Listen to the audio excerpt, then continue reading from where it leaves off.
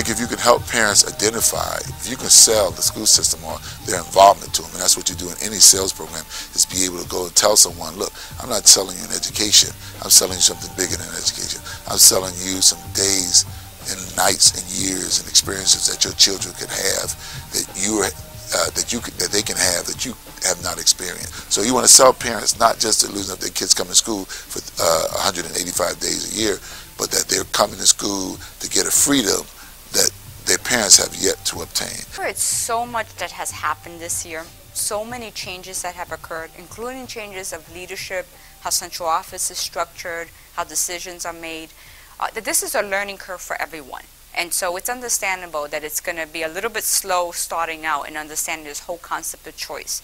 You know, traditionally, we have been a school system where students go to the school that's closest to them, their neighborhood school. What we're doing instead is saying, okay, let's provide all these really attractive options for families. And let's let them choose not only the school that's closest to them, but all of the schools that fit in within a zone. So the district is divided up into 4 zones. And so within each zone, there's transportation provided.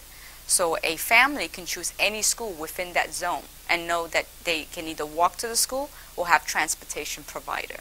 Now, this doesn't mean that you can't attend school elsewhere in the city, but you would have to provide your own transportation. We developed something called student-based budgeting, and what student-based budgeting is it's a budgeting methodology that allocates funding to schools based on the individual needs of the students that attend those schools.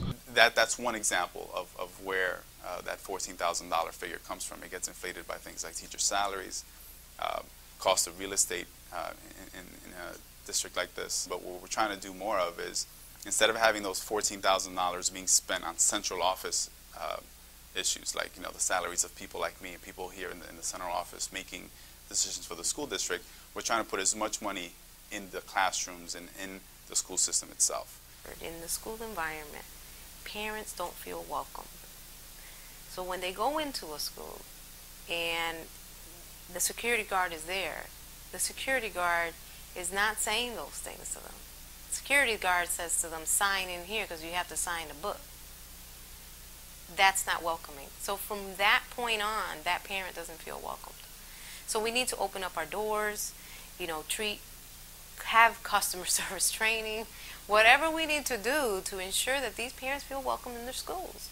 And I think we should, again, begin anew. And a part of my high dream is to come together with parents first and dream about what they would like to see for their children, how they would like to see them educated. Well, we're creating inclusive cultures where the students, parents, the community, it's a community school. Everyone feels comfortable and has an environment, has a place within that environment. The way we're addressing that is saying, okay, every school has a very unique design. Every school is going to have every student and every parent sign a compact that says, if I'm part of the school, I'm contributing to the environment, the culture, the climate of the school. I believe in the school and in this design, and I've chosen to come to this school. So that's part of the Your Choice system of schools process we're going through. And until we start telling students, you own the school, you own the learning environment, it's going to be what you want it to be, we're not going to see those changes.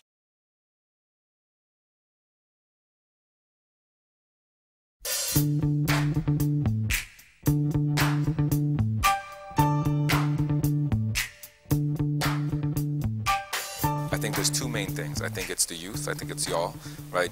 Being concerned, being angry. You're asking me, if I'm angry, I would throw it back at you. Do you get angry by what you see in your schools? Because that's what's going to motivate you to make the schools better, right? And then the second piece is doing it together collectively, just like right now. The 3 of you are doing this project. This is going to impact other people. They're going to see this project.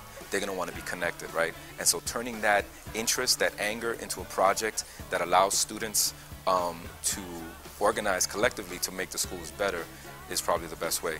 Education is one of the keys, life keys for success.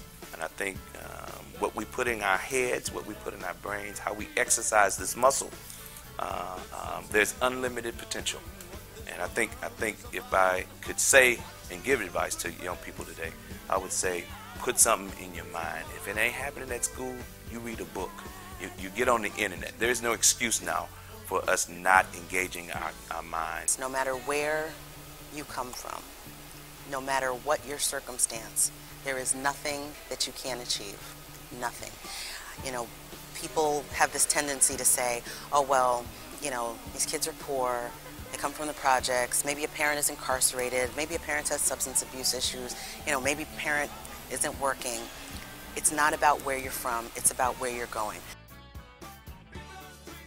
I hope that it will show them, you know, what is really going on inside the school system, because we've talked to a lot of students that attend school in Hartford. We talked to parents that are actively involved in the child's school. You know, we talk to a lot of people, and even people on the street know that something's up with the Hartford school system. I'm most proud of putting the effort towards helping Hartford students get a better education. You know, even though I can't do it single-handedly, I'm putting forth the effort, and I think that counts as something.